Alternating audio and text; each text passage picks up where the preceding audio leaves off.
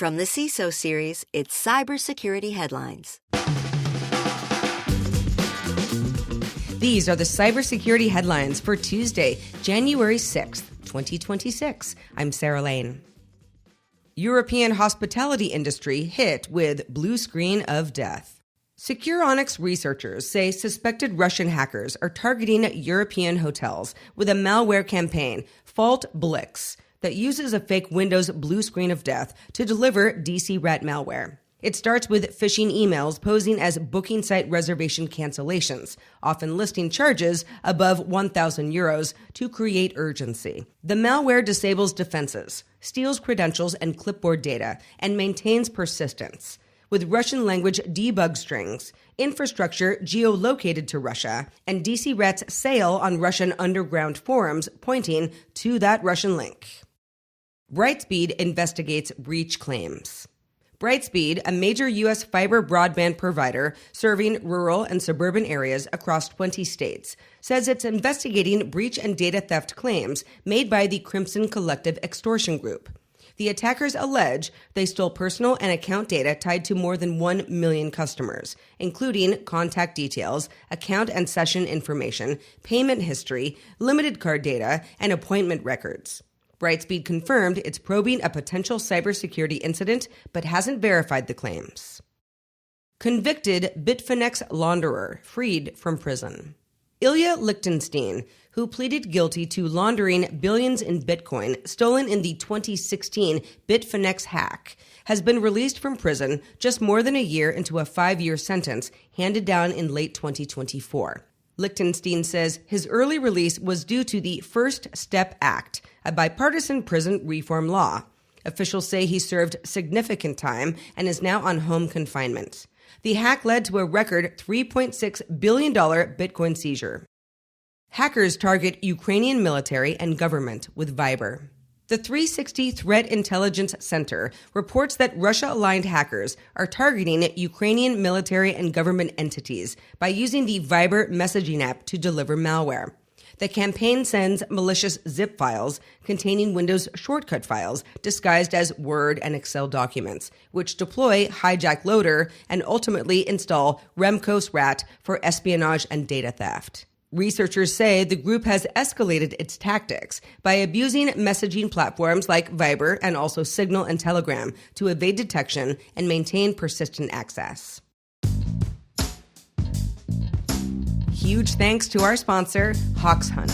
Traditional security training fails because it treats employees like the problem. Hawks Hunt treats them like the solution. AI-powered simulations mirror actual attacks hitting your inbox. Instant coaching turns mistakes into learning moments.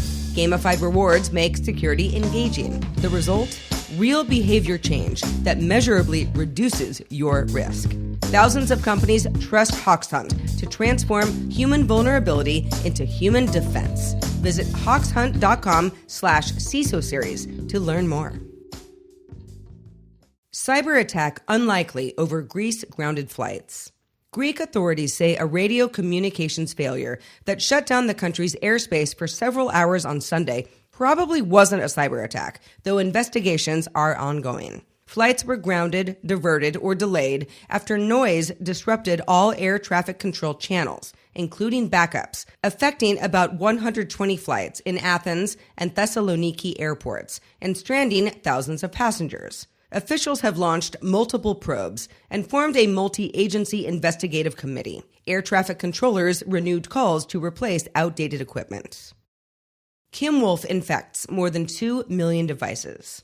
New research from Synthient says the Kim Wolf Android botnet has now infected more than 2 million devices, expanding on December reports that first tied it to the Asaru botnet and record-setting DDoS attacks. Investigators say Kim Wolf is being actively monetized through residential proxy sales, app install fraud, and DDoS for hire, with about 12 million unique IPs observed weekly. The update also links infections to exposed Android debug bridge services and pre-infected Android TV boxes, and confirms recent abuse of China-based proxy provider EPDIA infrastructure before a late December patch. Critical Mongo bleed bug under attack.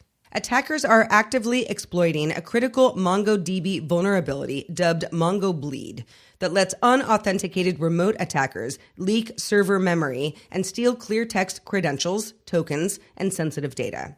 Exploitation began around December 29th, just days after proof of concept code was published, prompting CISA to confirm in the wild attacks. The flaw affects multiple MongoDB versions when zlib compression is enabled, and security vendor Rapid7 warns that organizations need to patch and rotate exposed credentials.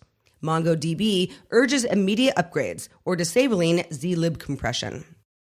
New Zealand reviews Manage My Health cyber attack. New Zealand's health minister has ordered a government review into a cyber attack on patient portal provider Manage My Health after a breach potentially exposed data tied to more than 100,000 patients. The platform is used nationwide and manages records for about 1.85 million people, with an estimated 6 to 7% affected. The attacker, using the alias Kazu, has claimed to steal more than 428,000 files and is demanding a $60,000 ransom, threatening to release the data publicly.